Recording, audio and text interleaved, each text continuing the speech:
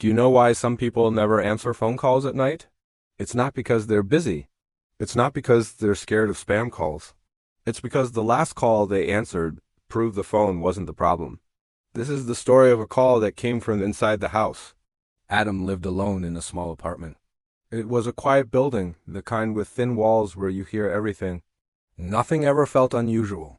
One night, at exactly 1:11 a.m., his phone vibrated on the nightstand. The caller ID was just a blank screen marked unknown. He ignored it, figuring it was a late-night telemarketer. A minute later, a missed call notification popped up. No voicemail was left. Just a blank. He thought nothing of it and went back to sleep.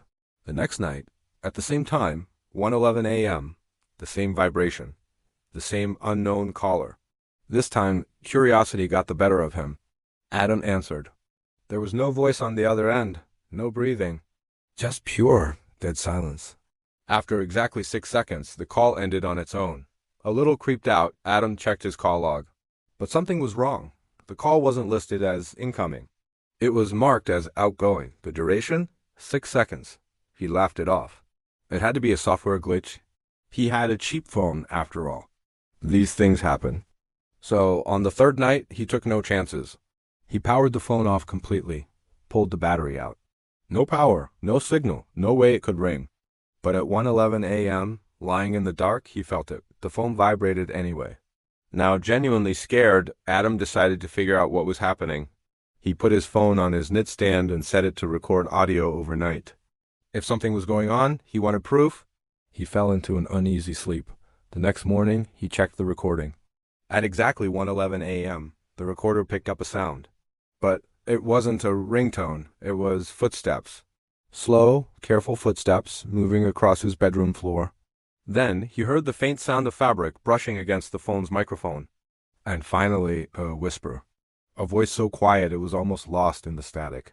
I tried calling you. Adam woke up on the floor beside his bed, with no memory of getting there. The recorder was still running. His phone was back on the bedside table, perfectly placed, powered on. That night, Adam wasn't going to sleep. He stayed wide awake. He turned on every light in the apartment and locked his bedroom door. He sat on his bed, holding the phone tightly in his hand, watching the clock. 1:10 a.m. passed. Silence. Then, at exactly 1:11, the phone rang. Loud and sharp in the quiet room. This time, the caller ID wasn't unknown. It showed his own number. His hands were shaking so badly he could barely press the screen. Adam answered the call and put the phone to his ear. A soft voice spoke. You keep missing my calls. Barely able to speak, Adam whispered. Where are you? The voice on the other end replied, Close enough. The call disconnected. At that exact moment, Adam felt a puff of warm breath against his ear. The phone slipped from his numb fingers and clattered to the floor. The screen lit up one last time, displaying a single notification. Missed call. Duration, 5 minutes. Police later found Adam's apartment locked from the inside.